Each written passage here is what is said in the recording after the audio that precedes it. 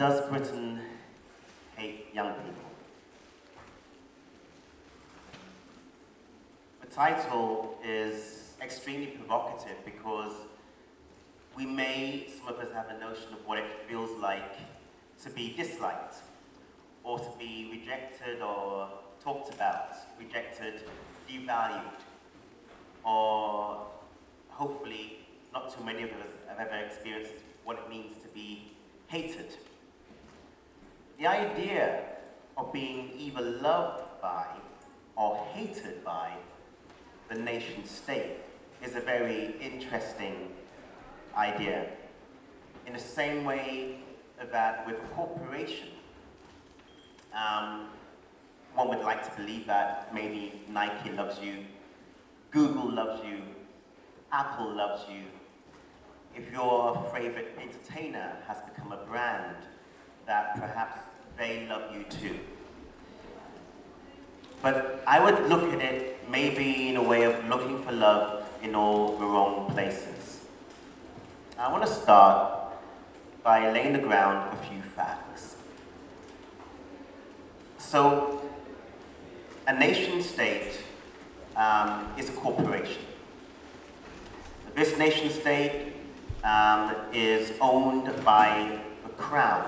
The Crown is a sole individual who has an administration of legal and state management.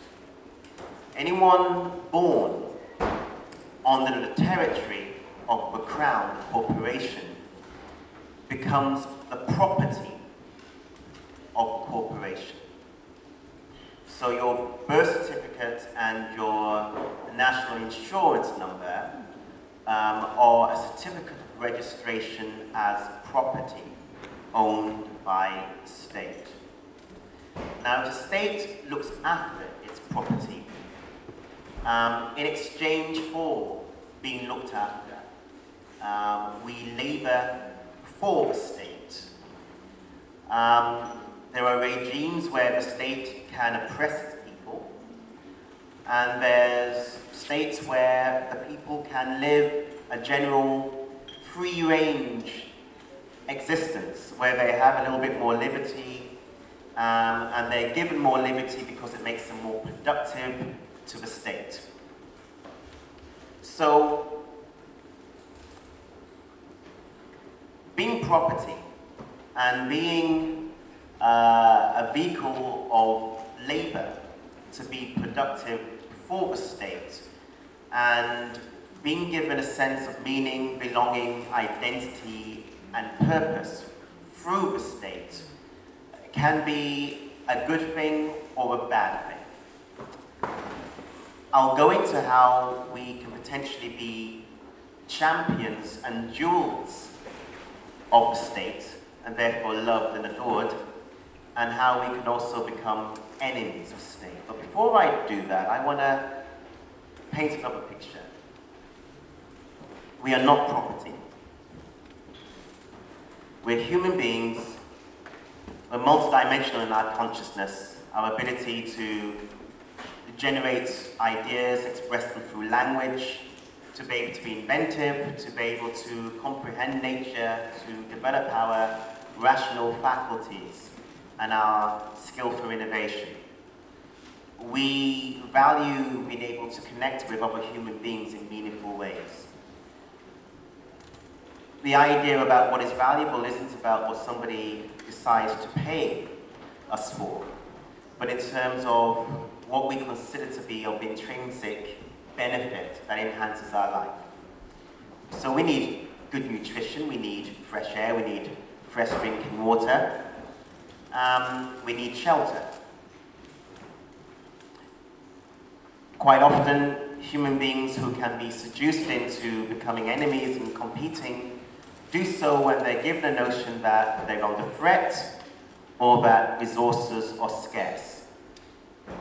Sometimes that can be a false flag.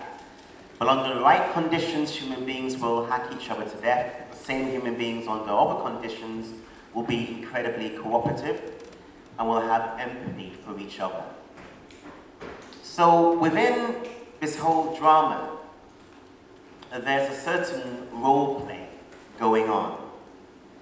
And so in our title, the role play is that we're locked in a romance of a parental relationship, that the state as our parent should be looking after us, and if they're not, and if they're treating us badly, it's pretty much like a parent throwing you out, or your community rejecting you, or being ostracized by your friends.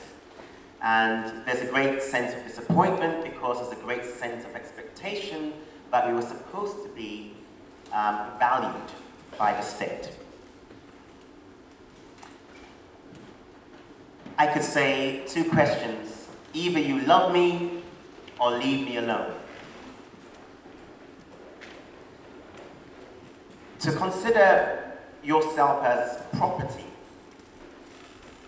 and to enjoy the benefits of being a property of the state, a subject, and to be engaged in a social contract whereby if you are as productive as possible, if you fit where someone has decided you should fit, then everything will be fine, you'll be clothed and sheltered. If you in any way assert your individuality or your ideas go against the organization of the state, you could easily become an enemy. Now here's the thing about the language. Initially, in our ancient civilizations, you was considered to be a sovereign being, or at least they had the idea, whether it's true or not, that human beings come into the world, or that they are spirits in a human form, and they come into the world with abundance. And education is to help them remember who and what they are so that they can contribute to the world. So they're not a blank slate, they are full of abundance, they are rich, they are valuable, and they have something to contribute. If this is a true idea, education in some ways goes against this idea. It suggests that you are a blank slate and that there should be an input-output into who and what you are, and that somehow we should try and erase any sense of individuality, any sense of creativity, any sense of passion, so that essentially your mind and your talents submit to the will of the state. So you go to school, we've been educated in a system that essentially was brought into Britain in around 1851. Queen Victoria's husband, who was German, brought in the Prussian PhD system. That system was created for the military in Germany. It was created so that you could have people organized in rank and file as they would do in an army. So they follow orders, they don't need to be thinking creatively, they don't need to be creating anything themselves, they pretty much are obedient to authority. The idea of the class system would mean that you should underdevelop certain talents of a certain group of people on the basis of their gender, how much money they had, their race, and that you should in some ways overdevelop the abilities of others. To create a kind of social management system where you can have people fitting into their little bit along the side of a production line, a specialization. If you didn't fit inside that system, you'd be forced in it in some sort of way to be compliant. So it wasn't really interested in what your natural talent was or what you had to contribute. It was going to squeeze you into a box where it's decided that you should live, thank you, for the purpose of the state and for the purpose of industry. We shifted a little bit more because we decided, because we're no longer a manufacturing economy, that we're a capitalist civilization and we should be tied towards what is called conspicuous consumption. There was a philosopher called Victor Lebo in the 50s who coined the phrase, the term conspicuous consumption. What that means is that rather than people buying things because they needed them, it was an idea of been able to get people to buy as many things as possible that could be discarded as quickly as possible and to keep them forever buying. And he spoke about the need to make people seek their personal fulfillment and their spiritual fulfillment through conspicuous consumption. Therefore, that your sense of meaning, identity, belonging, and purpose was tied up in what you bought and how you could be identified by what you buy. Now, the issue with that is if you're not employed and you don't have money, it means that you don't have access to have meaning, belonging, and purpose because you can't shop, because that's the only way that the system decides it can be. And the next thing is that it's your duty to keep an economy going for conspicuous consumption, but you're not employed. And more it becomes exacerbated that you're not playing your role. And because you're not playing your role, you may be penalized. But if you sense that something isn't quite right with the system, and you try to articulate it, then you could experience a very sinister turnaround of how the state might treat you, of how authority might treat you. So, in what way does Britain hate young people? In our system, there is a need for enemies. There is a need for constant threat. And it justifies state power, because if there is forever a threat among us, it means that we have a great power that will protect us. So therefore, the trade-off is we need a great, big, bad, powerful state that can be doing something to protect us against a threat which is ever present at our door. That can be a foreign power, it can be strangers within our gates, it could be certain people within our society that may cause dissent. Over the last 3 to 4 years, we've seen a new phase of unrest. In 2010, we had the student riots. And the student riots were quite rowdy. It was a very diverse demographic of young people who were becoming more and more frustrated about education and education being affordable. 2 years after that, well, a year after that, we had another situation that occurred around the shooting of Mark Duggan that escalated into something else. And between those two periods, there was a great outpouring, both from the media and from government and from state forces, that would very much give the impression that young people in Britain were hated, or at least certain young people in Britain were hated. Previous to that, Britain had gone through a good 6-7 years of appropriating young people as a bright future to represent the aspiration of the London 2012 Olympics. So all things that were young and bright and multicultural, there was a term called Intergenerational to suggest that Britain is international internally because we host the world.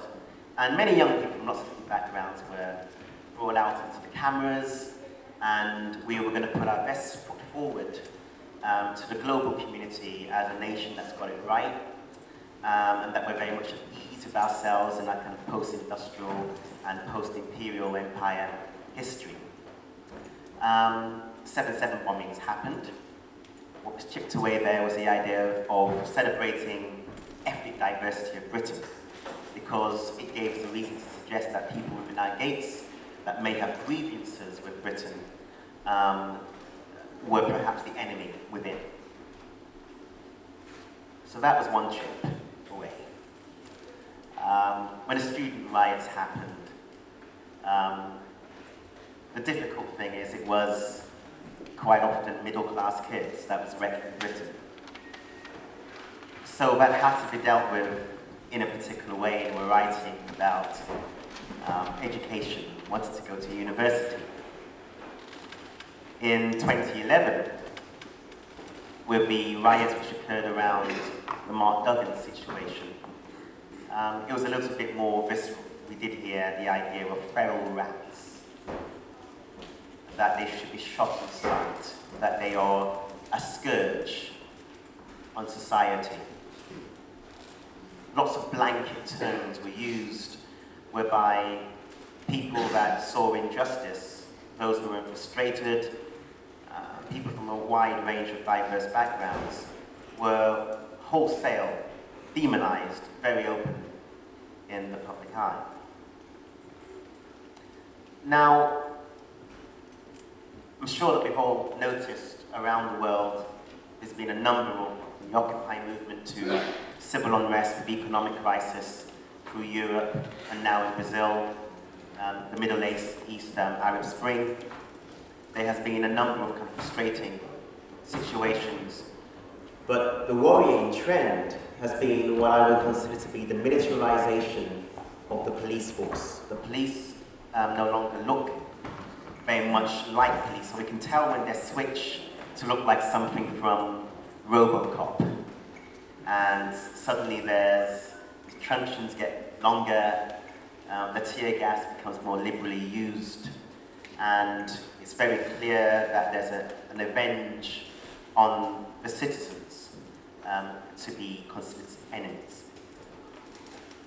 So in that context, there is reason to suggest that at certain times, young people who might have a tendency to questioning authority, to wanting to bring new ideas to the fore, and to challenge the establishment with the will to innovate and to create, could be considered in some ways mildly dissident.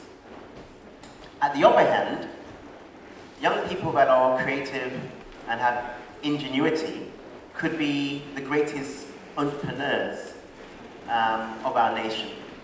They could be the fastest drivers of wealth. Those who have multi-ethnic backgrounds connect Britain to a whole variety of markets around the world, which would become the saving grace for Britain's economy. We're living in a nation where we're quite comfortable as a nation to spend more money on youth detention homes, borstalls, than it costs to send them to the best schools in the land, notably Eton or Harrow. It costs the same amount of money to send a kid to Borstal than it would to one of the best schools in the land. And it seems that the only time that certain demographics would have money spent on them by the state is if something's gone wrong. They've had to be put inside the system, put in youth detention, probation, put into prison. So the value of spend and attention put upon a young person could be increased by a crisis, as opposed to without crisis, and just through sheer talent and ingenuity, and wanting to realize potential of our young people, that money may not be invested. So, in state terms, the question mark has credibility. But to stop us from getting locked too much in a matrix of an emotional relationship with the state, as we are also seduced into doing so with brands, that we see ourselves and identify each other through the brands that we like, through the characters and celebrities that we like, is to bring us back to what we are. The interesting thing about trade is if something is valuable and you want to buy it, and you want to buy it for cheap, the trick is to make the person believe that what they have has no value. That way you can get it as cheaply as possible. And if that person believes you, oh, yeah, this is rubbish, you're doing me a favor for taking it off my hands, then a deal is struck. It's an interesting role play. So if you're devalued at certain times, it doesn't necessarily mean that you're valueless. It may mean that somebody's trying to coerce you into a relationship where you don't actually recognize your true power and your true value.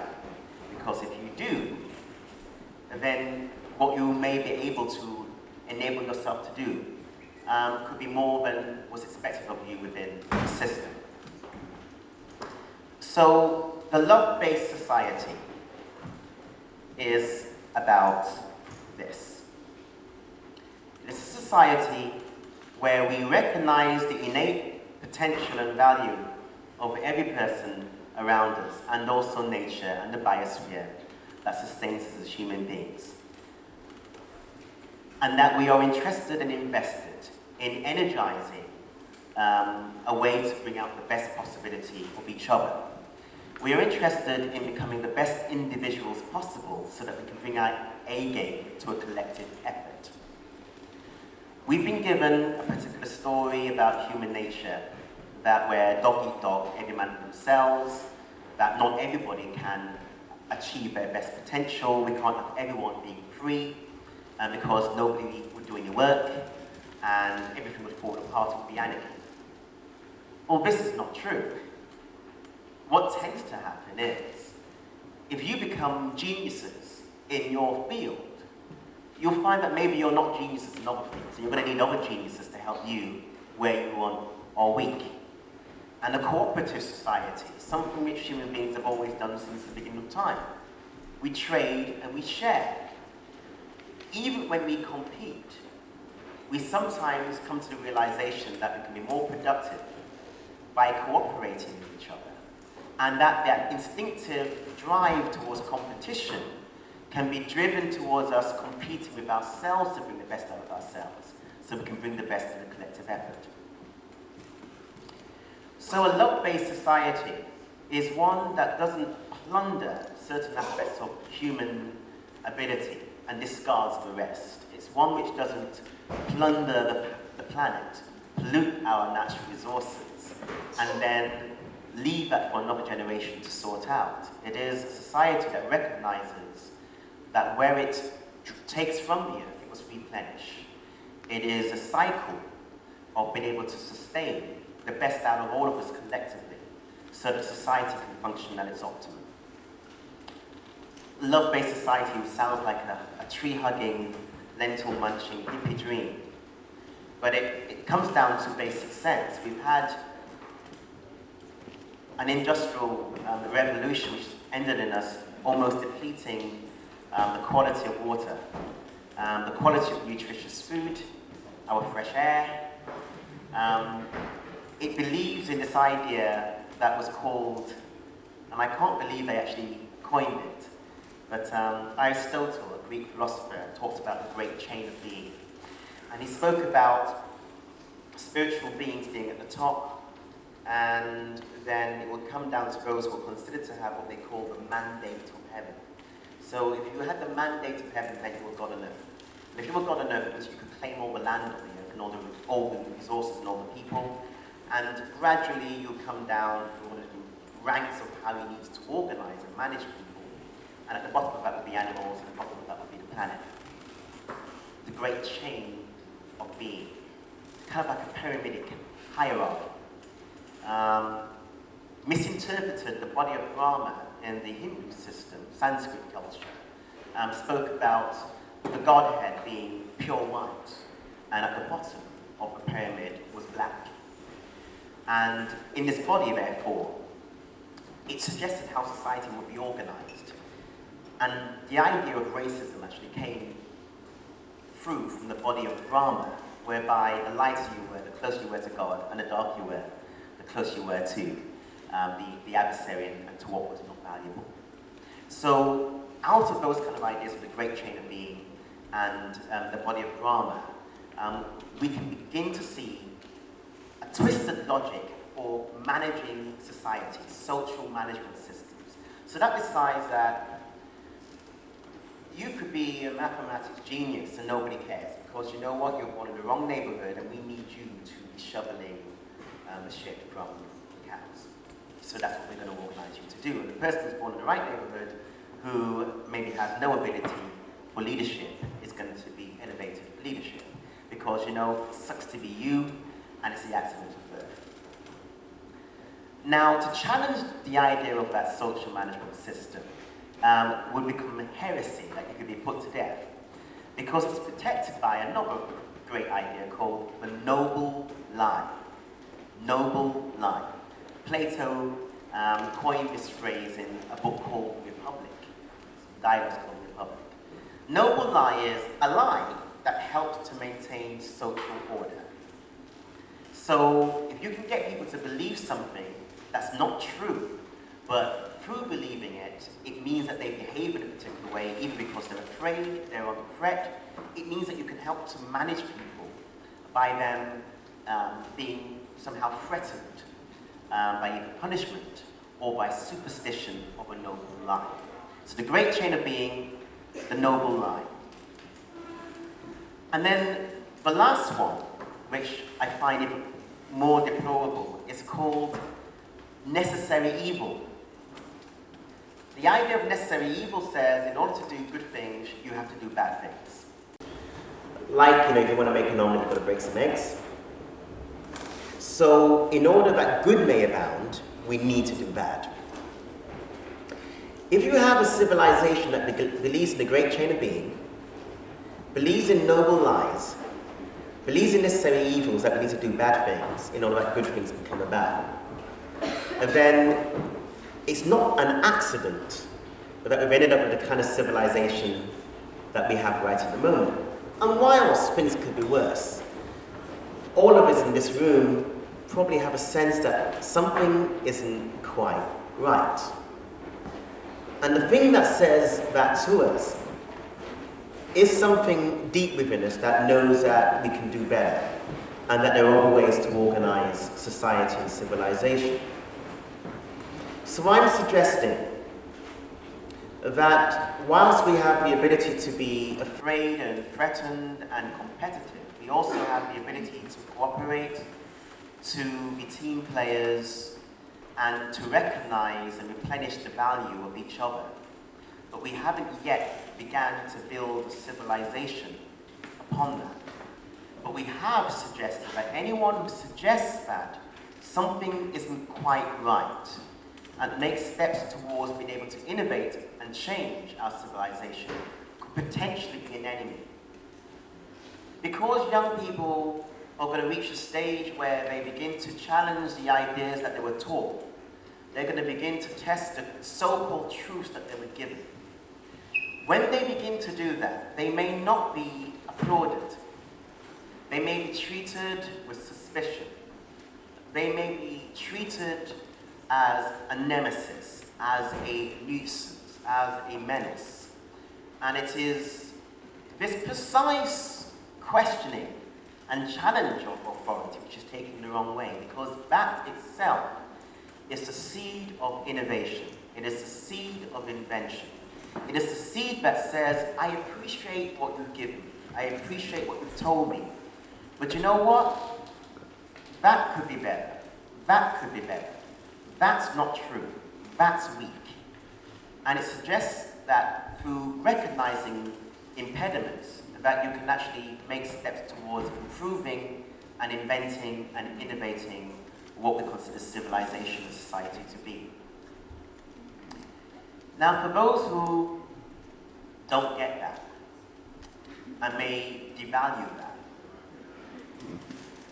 that may be their problem.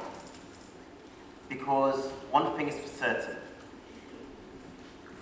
the collective information, cultural wealth, inquiring mind, curiosity, criticality, the poise to challenge in order to recreate, is the greatest wealth that our nation, any other nation on this planet, could ever value.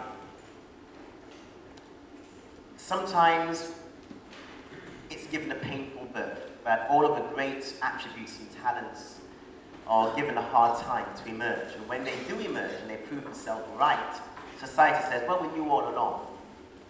Yeah, that was obvious. But if you're feeling at the moment a sense that society could value each other better, and that youth could be empowered and invested in with a hope towards bringing across their potential, I believe that it's a starting point for what might become a value-based, empathetic, and love-based society. I'll end there, and I'll hand over to you to ask me some questions.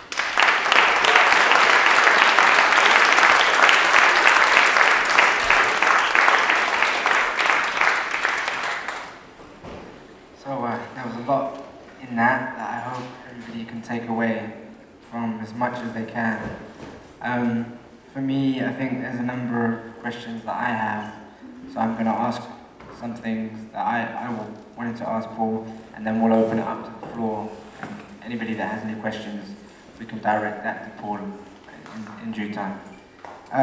So the first question I have is, we've spoken about this society that, in all honesty, sounds incredible. Sounds like a place that I'd love to be in.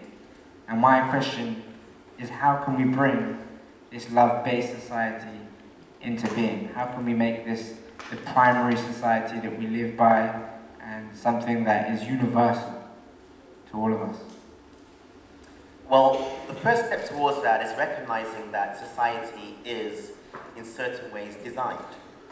But it isn't natural. What we're living in isn't just a natural order of things. That there has been philosophies and systems and articulated ideas which have been enforced and made institutional.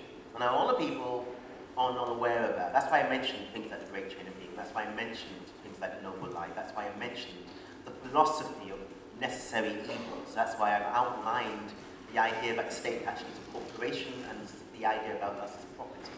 It's important for us to recognize the partnership, succession of ideas that led towards what seems to be logical and sustainable to build society as a whole. What tends to happen is that we never understand of what we consider to be so established and so rooted to ever be designed by anyone or never be a fluid idea, that a few people, a few men around a table decided, how can we organize human beings? How can we look at the nature, aspects of human nature, and manipulate them in particular ways that people react in certain predictable manners? In the same way that with corporatism and the market democracy, they study in meticulous detail what registers in our brain, what colors, what sounds, what shapes can influence our consciousness to make us ready to buy things. To an alarming degree, but all you get is the commercial with a jingle, and it looks nice, desire is aroused, and you succumb. And the emotional attachments are already there that somebody spent a great deal of time manipulating and spending a lot of money on. A love-based society begins with understanding how do we articulate the grammar, the logic, and the rhetoric, the way of being able to communicate what a vision of a love-based society can be. How can we make that seem systematic? And then how can we propagate that so that the ideas can spread? And how do we begin to practice aspects of that brings that into being?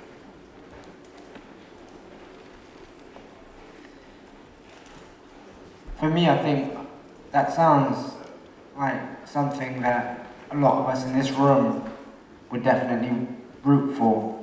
But for those on top, for those that live by the system that we have today, and for those that have designed the system that we live by, and thus make a lot of money in doing so, what do you say to them? How do you replace the system that is there in terms of informing those on top and saying, well, actually, we have a better system that we'd like to live by? That goes by shifting the values. And the interesting thing about values is that most people believe that they have no value because they've been taught to believe that value is money. And they've also been taught to believe that wealth is money. What they haven't worked out, if you do, you make amazing cakes and people love your cakes. People love your cakes, they find your cakes really valuable. and they may want to express their value for some sort of exchange. They may want to give back to you in a particular way, or they may want to represent how they see that value in currency. But the thing is that the money isn't the value. The money is meant to symbolize what the value is. So, to generate value, and when you've been able to harness that value becomes, and it's recognized by a community, that value becomes the basis of wealth. Now that wealth may not even yet be expressed as money through currency, but it can be. The wealth can be turned in, if we want to do it in a capitalist way, it can be turned into a commodity, it can be turned into an asset that can be gifted, shared, or traded. Now, if something that is based on a value system, empathy system, love-based economy system begins to make more profit than the status quo, there are those who just follow profit. They don't really care about values. So their values could shift. If they fall, they could make more money this way. Like if somebody gave a figure that, hey, the welfare state should be a social investment system. We should be investing in every single person born in this country, and we can work out how every person in this country can be really productive. And if we did this over 25 years, our national GDP, gross national product, on an annual basis would increase by 10%. Economists is going to look at that and say, really? Show me the maths. If that works, let's do it. The thing is that people who think in aspirational ways don't tend to do the work like that. They leave it up to people that are more sinister and suggest that, do you know what? Slave labor allowed Britain to be very profitable. So if we have lots of people who slave away and we don't have to pay them, we can sell the goods, and it's not cost us anything to make. We can make lots of money. So how about, why don't we criminalize as many people as possible, get them into the prison system, and then we can get them working, and we don't have to pay for their labor, and we could make loads of profit, because we didn't have to pay for them. And there are types of people that spend a great deal of time thinking about, strategizing, and articulating in great detail those kind of strategies, that they're able to seduce government managers and all of those who are social managers according to that way. Whereas those who might be thinking in aspirational ways, you know, sometimes they're going to like smoke a spliff, have another restaurant, listen to some music, or go cook a treat, but they ain't going to go and do the work that is going to make their ideas become applicable and logical and systemic. So if we bring it back to the topic at hand in terms of actually pragmatically assessing how Britain perceives young people, what can we do as a community to challenge social problems that are actually caused by young people? Because a lot of, in the media, we find that there are young people that they cause issues, and this is promoted. The root cause obviously is looked into, but my question is, what do we do according to this new society that is founded on different values? How can we react to some of the problems that young people may cause? And that's just something that happens, and how do we deal with that? Okay, I mean, it's important, you know, when we look at problems that are caused in society and we decide that young people cause them, you know, let's also be very clear that the majority of problems in this world are caused by adults. And it is their intention to pass on their problems to the next generation. So in terms of the economy, the attitude is that, well, by the time, you know, it all goes completely belly up, we'll be 6 foot under, and we'll be there. So we have had adults thinking that way. We have adults who want to militarize as many young people as possible, that they could become desensitized as human beings and go and kill a whole bunch of people for the state. And when they come back and they're traumatized, may not be that interested in helping to rehabilitate them. So let's get stuff into proportion. And when we decide that, I know what the problem is in society for them, because that is the case. So this country, in the Victorian era, was at the height of its empire. 1851, in Kensington, Chelsea, the Great Exhibition was set up in South Kensington. Launched about 91 paintings to the world. It became the basis on which British wealth, really, and engineering went through a stratospheric rise and made so much money. It was also a time where we had maximum infant mortality, child labour, crime beyond anything that is considered today, and mass poverty, malnutrition. And this was at Britain's height of its empire. Now, from that history, we know what social problems are caused from poverty. Now, there's lots of different reasons why people may do bad things. But you could be in the best boarding school in the land and feel like burning down your door. But if you've got the right daddy, that might get swept under the carpet. Okay? I'm just talking real here. So, I think, the best thing that can be done to manifest what I'm talking about is to do it, to not look for your instruction and direction from the media or your government, but to manifest from what you see your value and potential to be. The future's there for you to make it. The problem with spectacle is that it's so seductive. And this is the whole thing about the talent programs we may have this Saturday night. The artists from that don't sell the way we think they sell. But they've got this amazing, spectacular machinery behind them that it makes people feel that, well, maybe I should be doing that because all the attention's there, the spotlight's on that. So let me search for the spotlight. So if the spotlight decides to make significant that which is trivial, and trivialize that which is significant, we're going to look at what we have, what we focus by, and say, well, they're not saying that on TV, so maybe I'll drop what I'm doing and do what the media says is popular. And it's about the power of suggestion. We need to recognize that we are being propagandized to, that there are people spending billions of dollars every day to suggest to us. What we need to do is say, thank you for your suggestion, but I have a checklist and process by which I make my decision. And if your suggestion doesn't go through my process, it's not coming through. The other thing is also about knowing how to externalize what's going on within you in a very articulate fashion onto the world, the same that the world can make an impression upon you. So there's going to be a mutual conversation about what the spotlight suggests. Young people are this. So let's ignore all the young fathers under 21 years old who are really looking after their kids, right? And love their kids. There's no problem. And they're working jobs. You're never going to get in the paper. Because the paper doesn't want to know about you. It wants to know bad news.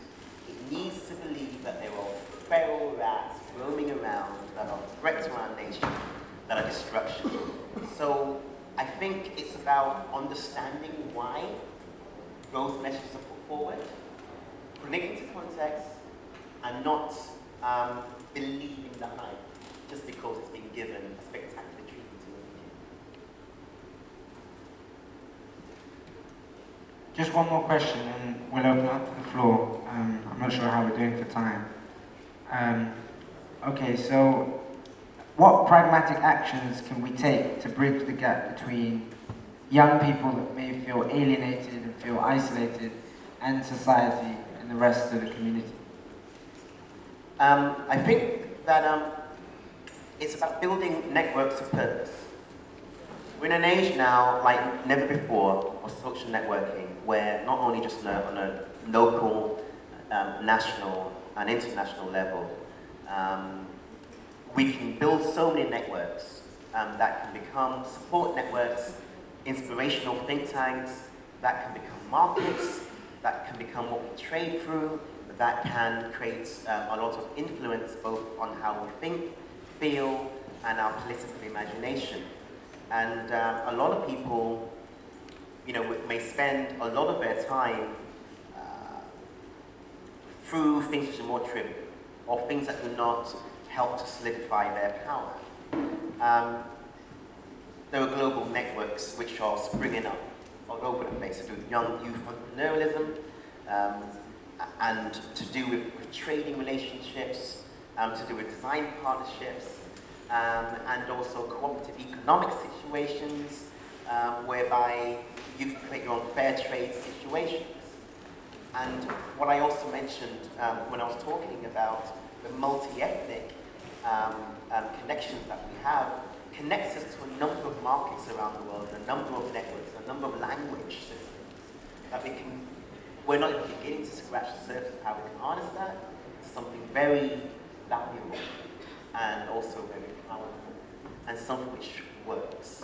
And when something works, it makes the things which are dysfunctioning seem a bit obsolete. Like you don't need to fight power. All you need to do is really be manifesting something that is much more productive, and it becomes slightly embarrassing of what's been happening already.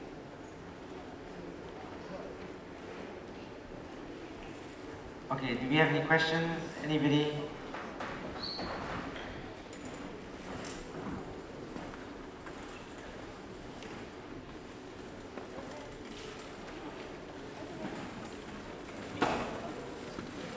Thank you.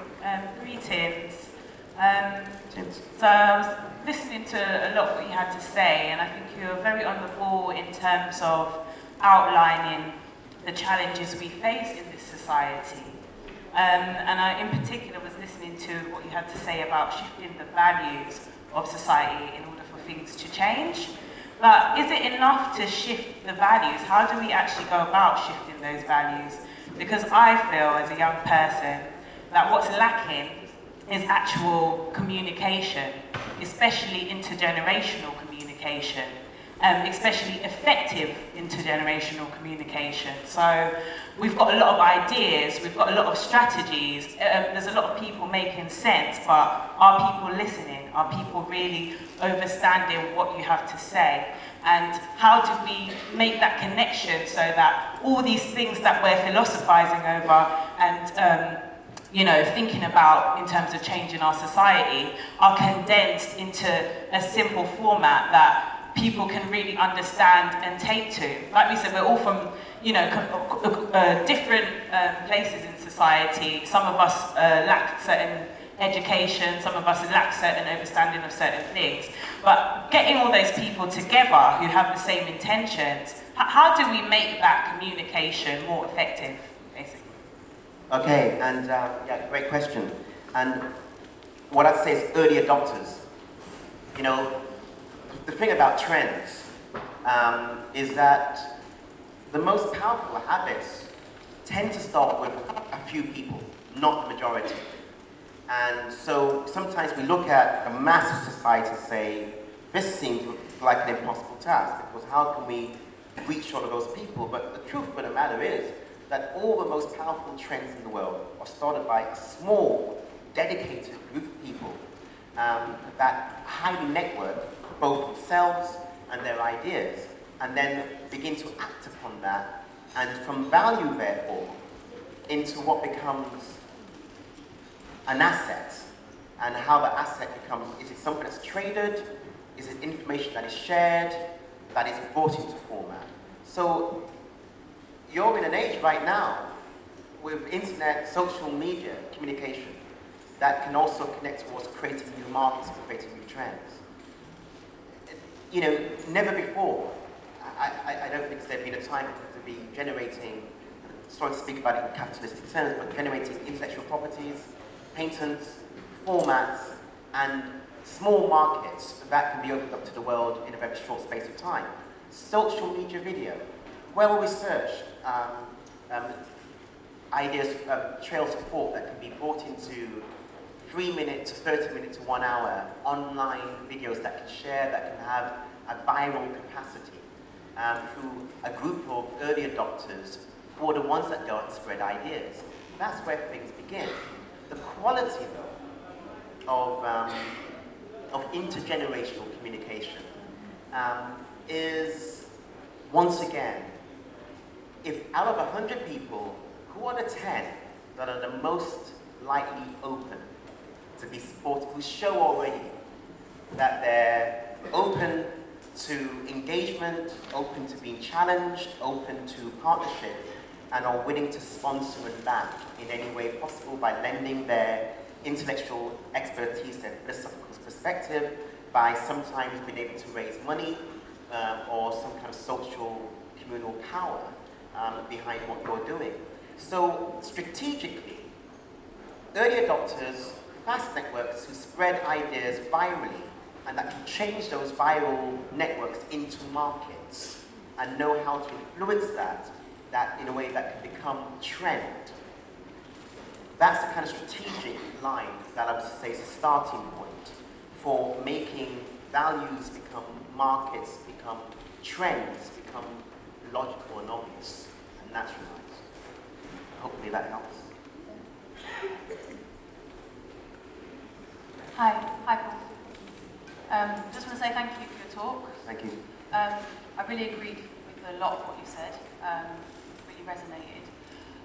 But I wanted to ask, in terms of your vision and in terms of all the things that you were talking about, is it fair to say that a lot of your vision is in opposition to the current system or structure of society that we have as it stands?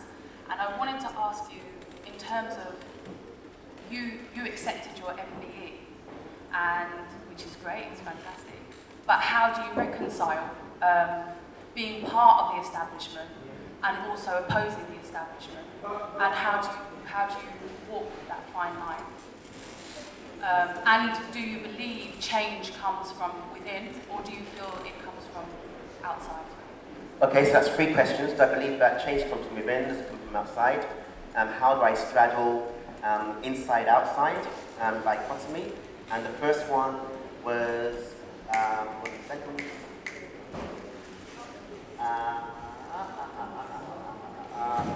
Refresh my memory again, sorry. Yeah, just basically how you reconcile the opposition. Yeah, cool. Okay, cool. So, good question. And as I say about the fiction and the reality, right? And so the fiction that we are subject to state and that we are owned and that we are property, right, is simply not true. But it is a noble lie that we can play a role in if we so wish. But the most important role to play is the one which is actually rooted in reality. So that's where I begin. The power in the world becomes power by being able to impose suggestion to bring people into its wonderland idea. So you start believing, I am property, I'm somebody's property, that this is the nation state, and the world is divided into these territories, and all of this sort of stuff. But those who can play with the logic and bring reality into it will know this, as I say about value, that the values are changeable because the bottom line, or if there's an end game in our current system, is how can we create more productivity and profit? Problem is it's suggested one way and the only way that must be done. And anyone who tries another way is a threat. Now I understand how people can become protectionist over their territory and they want to hold the ball. They don't want it to be free, like a free market economy. They don't want a free market economy to be actually free. They want just a few people holding the ball, right? They want to have hegemony. They're more interested in who they can keep out of the game. So even on the left side, they will talk about the distribution of wealth. And on the right side, they talk about the conservation of wealth. But none of them want to talk about wealth creation. Because none of them wants individual people to have their own power where they can generate their own value and they can create their own wealth. Because they are dependent on the dependency of those who they are seduced into believing they need to be dependent. So here's the thing. How do you make things obsolete in a market? Now, yeah, there are those that if you have a patent intellectual property, they can do dirty tricks to stamp out your idea, to stop you from getting into the race, right? And so that becomes, well, okay, how do I navigate that course? Well, at the end of the day, there's lots of different ways of winning a situation. And for those that had hegemony for a small company, a small enterprise, can catch on, can become viral. A company like Kodak controlled photographs for a long time, right? So they thought, you know, digital cameras, digital photographs never catch on. You know, our professionals will always stay like this. Where are they today? They're over. We're in an age where Goliath can fall more rapidly than ever before. And because at the end of the day, the service relationship and the value relationship is between you and your constituents. So the first thing is not about fighting somebody else's market. It's about how do I create my viral network, my constituents who share the same values, who are going to share the wealth amongst them, and how do we like that to become an advocate and global? So you don't need to go ask permission. Like somebody's establishing what they're doing, and they've been doing what they're doing for 200 years, good luck to them. You don't build your system by trying to fight their system. You build your system by doing something better, that your community are going to buy into what you're doing. Now, second, in terms of my position in society and what congratulations I have and what honors I have and how I negotiate between state and politics and cultural legacy.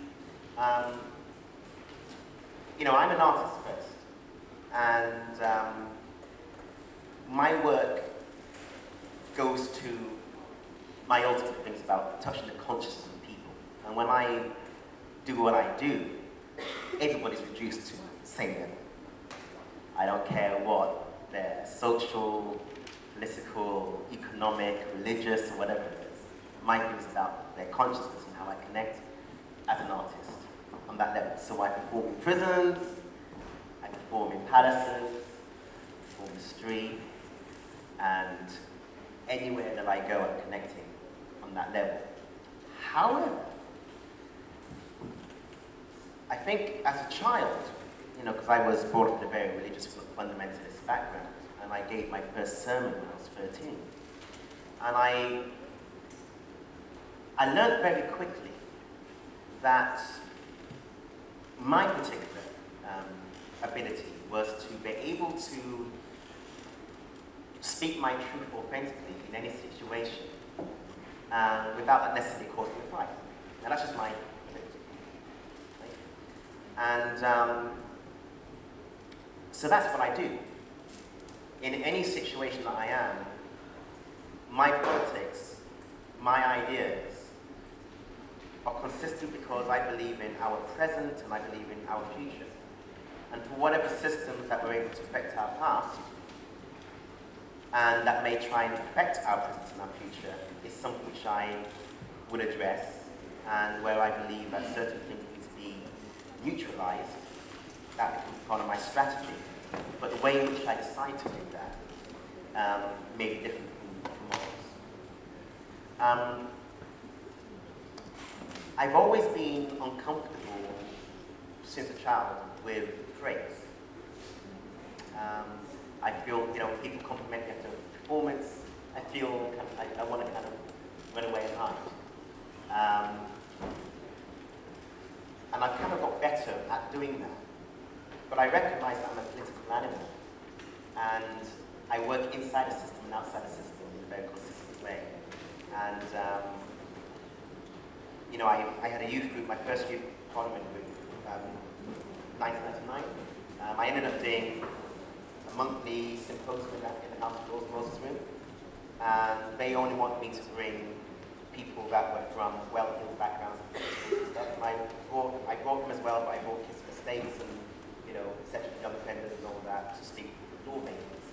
I also did offices with NATO, and then UN and Council Foundation and a bunch of other stuff like that.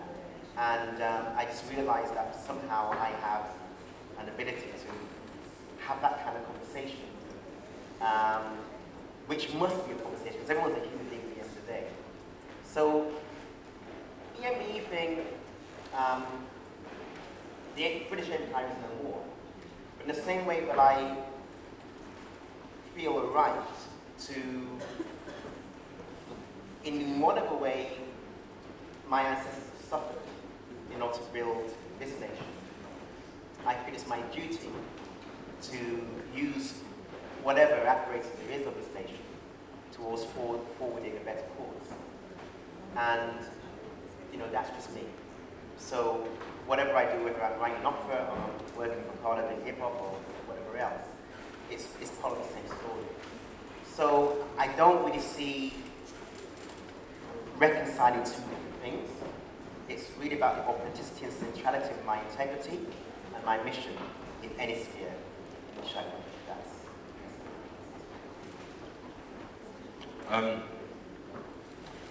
The MBE is your MBE for, you've got the right to accept it if you want to accept it. But member of the British Empire is an empire, and empire is an empire. That's my kind of notion, and I'm not here to kind of talk about your MBE. I think one of the major challenges for young people is deconstructing the bullshit that society creates, and that, many of the issues that young people are facing now is a residual, as opposed to what, in terms of what the government has put out to society.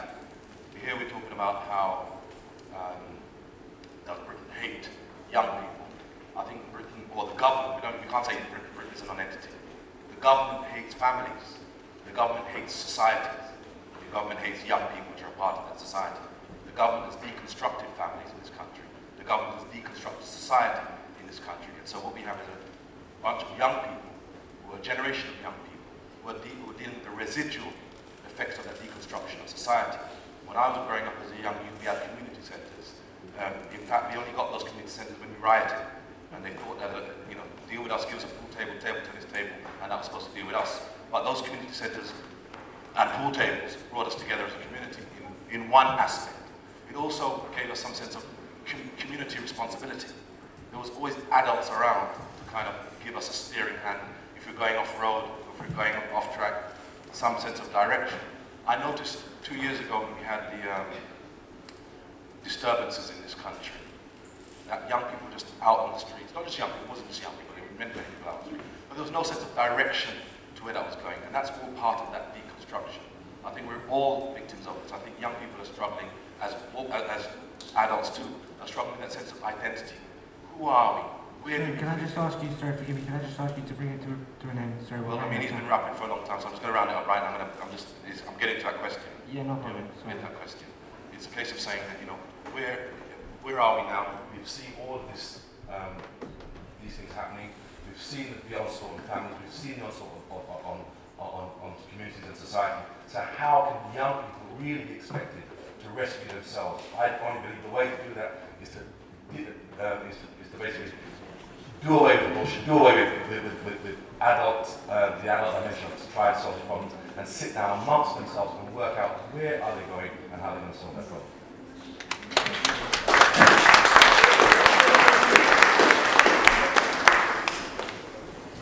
Okay,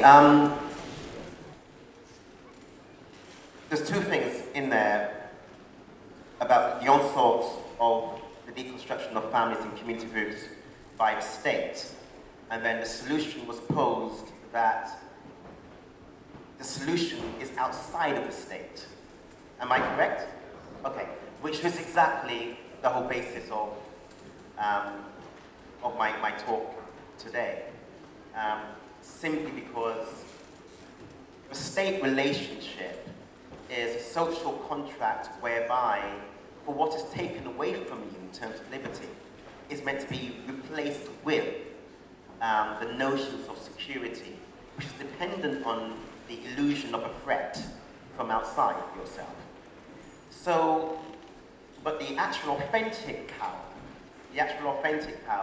is people recognizing that they are not property and that they are not subjects and that they are not to be victims of media propaganda, recognizing why there is media propaganda, because that's the part of the system needs to create the notion of enemy within. That's part of what it does, and it's part of noble lies and necessary evils, as I've outlined before.